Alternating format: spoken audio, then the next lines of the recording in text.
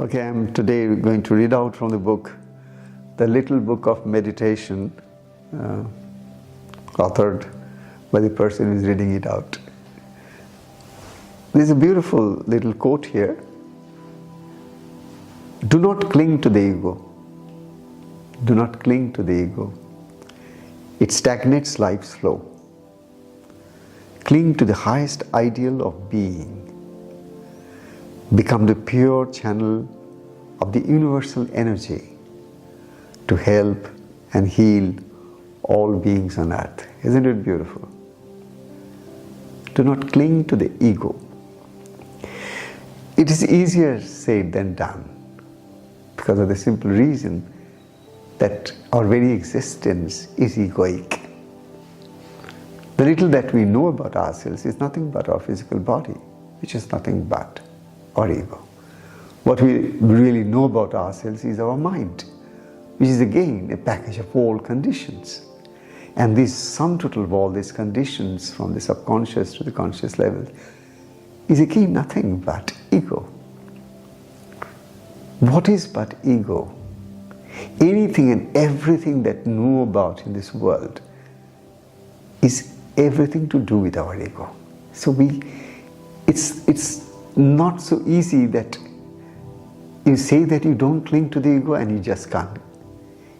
It's a long, arduous journey. The entire spiritual journey is to start from that space where you are. You are in a space of ego, and that's the platform from where you have to take your ultimate leap of your consciousness. And that's the reason we need to recognize that ego is not bad. Ego should not be condemned. The very fact that ego is there, that's the reason I have even this question, is there anything beyond ego? Is there anything that is beyond to be known than all the things that I have known so far?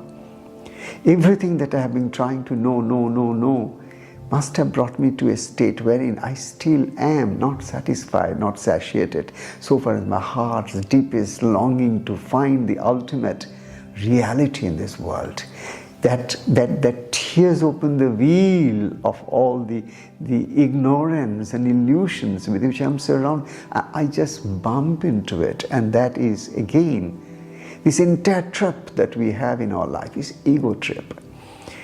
Ego could be sometimes seen at people who are very arrogant and very quickly lose their tempers and become angry and shout and do and all. But that's only one part of it. Ego is our very existence today.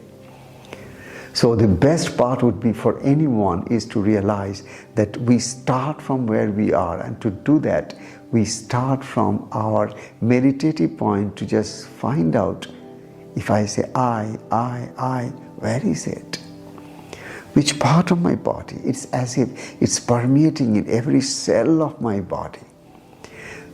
The only thing that all the greatest of the sages, saints and the holy ones and the men of wisdom, they have conveyed to us this very simple thing, that if we take little time to just sit quiet and meditate upon the very source of this I, the very source of everything that we are trying to do, through a sense of our individuality, through a sense of our own separated self from everything else, just that little contemplative thought, that little meditative practice, that mindfulness to become more aware of who we all truly are.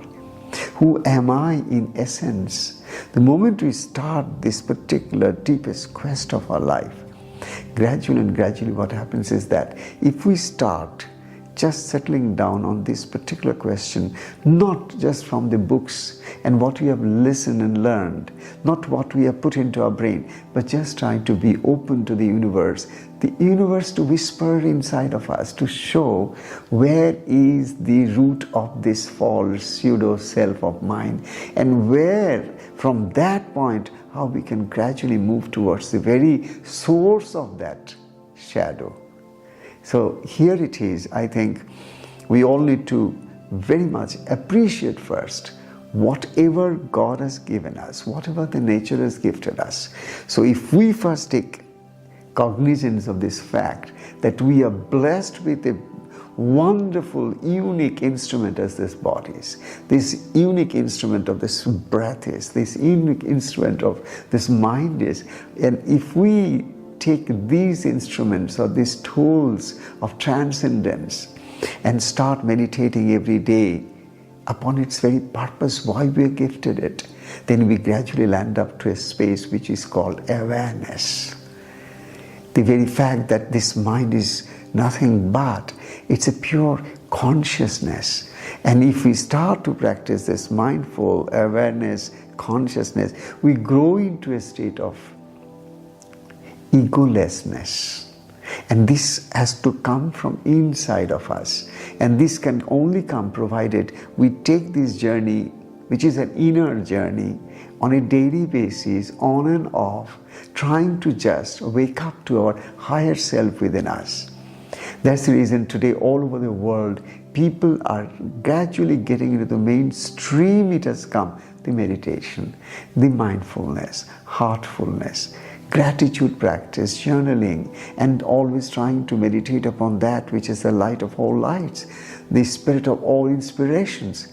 That kind of a practice every day will gradually take us to a state to understand what exactly is ego, where is its source, and how that can be transformed into the higher self of pure light and joy.